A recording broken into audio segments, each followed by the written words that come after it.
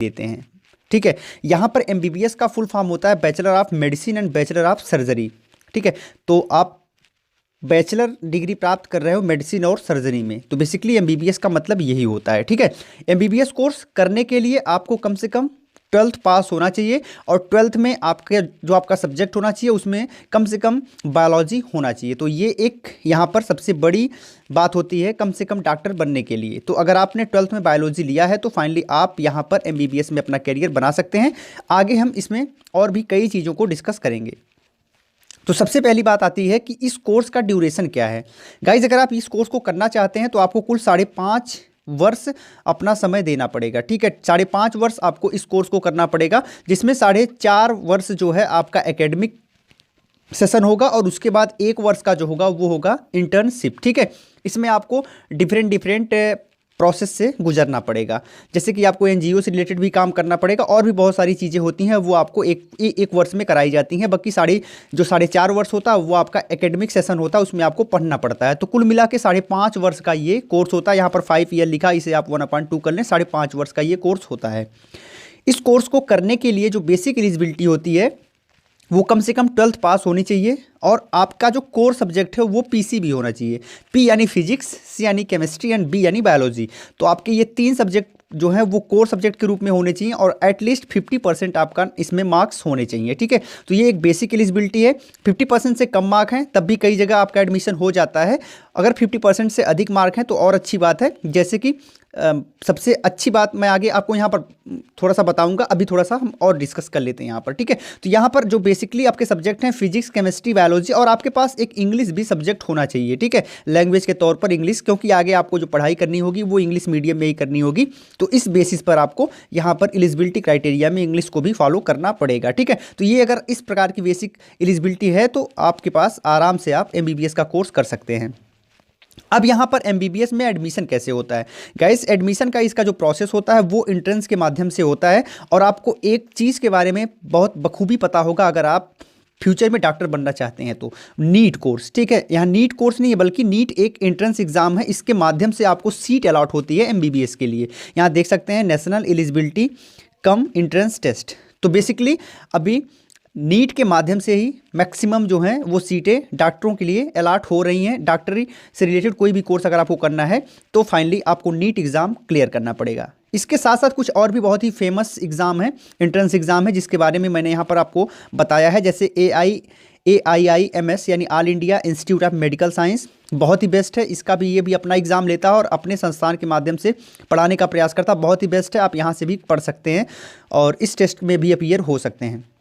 लेकिन इसके लिए जो एलिजिबिलिटी क्राइटेरिया थोड़ी सी चेंज है, यहाँ पर आपको 60% एटलीस्ट होना चाहिए, तभी आप इसमें अप्लाई कर सकते हैं। ठीक है, जहाँ तक मेरी जानकारी में आप एक बार इसे थोड़ा सा रिसर्च कर लीजिएगा अपने बेसिस पर। उसके बाद दूसरा आता है JIPMER यानी कि Jawaharlal institute of post graduate medical education and research. ठीक है, तो आप इसके माध्यम से भी एमबीबीएस में जो है अपीयर हो सकते हैं। उसके बाद एक और आता है PGIMER यानी post graduate institute of medical education and research, इसके माध्यम से भी आप एमबीबीएस कोर्स में अप्लाई कर सकते हैं। और FMGE यानी medical council of India screening test, इसके माध्यम से भी आप एमबीबीएस में अप्लाई कर सकते हैं, एडमिशन ले सकते हैं। लेकिन यहाँ पर सबसे पॉपुलर अगर हम देखें तो यहाँ पर नीट सबसे पॉपुलर इस समय के दृष्टिकोण से है। ठीक है, तो बेसिकली ये कुछ मोस्ट इंट्रेंस एग्ज़ाम है जिसके बेसिस पर आप एमबीबीएस में एडमिशन ले सकते हैं।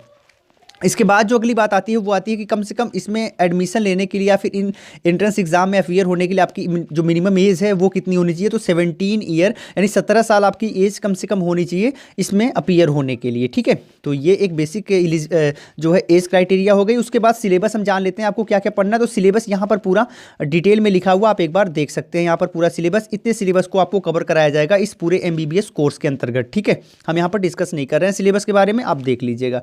उसके बाद नेक्स्ट आता है कि इस कोर्स को करने में आपको कितनी फीस पे करनी पड़ेगी। तो यहाँ फीस में काफ़ी कुछ यहाँ आप डिफरेंस देखने को मिलेगा। 1 लाख से लेके यहाँ पर 25 लाख तक रुपए खर्च आपके हो सकते हैं। मैं आपको बता दूं सबसे कम फीस जो यहाँ पर होती है वो आती है एम्स की, ठीक है। अगर आप एम्स के माध्यम से कर रहे हैं तो बेसिकली आपको सबसे कम फीस देनी पड़ती है, लगभग 20 से 25 हज़ार में आपका कोर्स होता है। तो बेसिकली एम्स से अगर आपका हो जा रहा है तो बहुत अच्छी बात है। अदरवाइज आप किसी गवर्नमेंट कॉलेज से कर रहे हैं तो फिर यहाँ पर गवर्नमेंट मेडिकल कॉलेज में लगभग लाख रुपए के करीब फीस आपकी पड़ जाती है, 50 हज़ार से ऊपर पड़ जाती है और लाख रुपए तक पड़ जाती है। गाइस यहाँ पर बता दें, ये जो आपको फिगर दिख रहा है 25 लाख का, ये फिगर ज़्यादातर प्राइवेट इंस्टीट्यूट में पड़ जाता है। प्राइवेट मेडिकल कॉलेज में इतनी ज़्यादा फीस आपको पड़ जाती है, लगभग इतना मैं एक मैक्सिमम फिगर आपको बता रहा हूँ, इतना फिगर तक पहुँच जा सकता है, ठीक है। तो यहाँ पर काफ़ी ज़्यादा आपको पे करना पड़ सकता है अगर आप प्राइवेट मेडिकल कॉलेज से कर रहे हैं। तो प्रयास करिए कि नीट एग्ज़ाम क्लियर करके कोई गवर्नमेंट सीट लीजिए या फिर एम्स से करने का प्रयास करिए। इसके आगे जो है वो है स्टार्टिंग सैलरी। तो गाइज इस कोर्स को कंप्लीट करने के बाद, एमबीबीएस को कंप्लीट करने के बाद आप अपने नाम के आगे डॉक्टर लिख सकते हैं और फाइनली स्टार्टिंग में आपकी जो सैलरी होगी वो 4 से 8 लाख रुपए एनुअम आपकी हो सकती है, यानी कि एक ईयर में आप 4 से 8 लाख रुपए के करीब आपकी सैलरी हो सकती है। धीरे धीरे ये सैलरी बढ़ती जाती है और एक समय बहुत ज़्यादा सैलरी आपकी हो सकती है, आप पूरा पीक पे पहुँच सकते हैं, ठीक है। तो स्टार्टिंग सैलरी यही है। इसके बाद जो नेक्स्ट आता है वो आता है टॉप मेडिकल कॉलेज, जहाँ से आप इसे कर सकते हैं। तो यहाँ पर सबसे पहले स्थान पे आप देख सकते हैं AIIMS। तो अगर यहाँ से हो जाता है तो बहुत कम पैसे में आपको MBBS की डिग्री मिल जाएगी और बहुत ही बेस्ट ऑथेंटिक डिग्री मिल जाएगी, जिसके माध्यम से आप अपना कैरियर बहुत ही अच्छा बना सकते हैं। और यहाँ बहुत कम फीस लगेगी, इसलिए कोई भी अगर आप मैं कह सकता हूँ कि आपकी इकोनॉमिक कंडीशन अच्छी नहीं है तो भी आप यहाँ से इसे अफोर्ड कर सकते हैं। इसके बाद नेक्स्ट आता है आर्म्ड फोर्सेस मेडिकल कॉलेज, ये भी अच्छा मेडिकल कॉलेज माना जाता है इसके दृष्टिकोण से। उसके बाद Christian medical college, Maulana Azad medical college, Lady Hardinge medical college, Seth GS medical college, institute of medical science, यहाँ पर जो है इंस्टीट्यूट ऑफ मेडिकल साइंस ये जो है वो वाराणसी में है। उसके बाद Kurukshetra medical college, Jawaharlal institute of post graduate medical education and research, King George medical university, आपने इसका नाम ज़रूर सुना होगा, काफ़ी फेमस है, Mahatma Gandhi institute of medical sciences. तो यहाँ पर कुछ टॉप मेडिकल कॉलेज हैं जहाँ से आप इस कोर्स के लिए एडमिशन ले सकते हैं, बहुत ही बेस्ट है। और लेकिन ये सारी की सारी चीज़ें डिपेंड करती हैं आपके इस एंट्रेंस एग्ज़ाम पर, ठीक है। तो आप एंट्रेंस एग्ज़ाम में कैसा परफॉर्म करते हो, ये सारी की सारी चीज़ें आपके इन कॉलेजों पर डिपेंड करती हैं कि कैसे आपको कॉलेज मिलेंगे। आगे यहाँ आप देख सकते हैं जॉब प्रोफाइल। तो बेसिकली आप इस MBBS के कोर्स को कंप्लीट करके आप मेडिकल ऑफिसर बन सकते हैं, जनरल फिजिशियन बन सकते हैं, health care research and consultant बन सकते हैं, सर्जन बन सकते हैं और बहुत सारी पॉसिबिलिटीज़ हैं, बहुत सारी जॉब प्रोफाइल हैं जो आपकी MBBS के बाद आप अपना प्राप्त कर सकते हो। तो गाइज उन सारे के सारे प्रोफाइल के बारे में डिस्कस नहीं कर रहा हूँ, जो कुछ टॉप मोस्ट प्रोफाइल हैं वो मैंने आपसे बता दिया। तो यहाँ पर MBBS के बाद आपको कुछ ये जॉब प्रोफाइल मिल पाएंगी।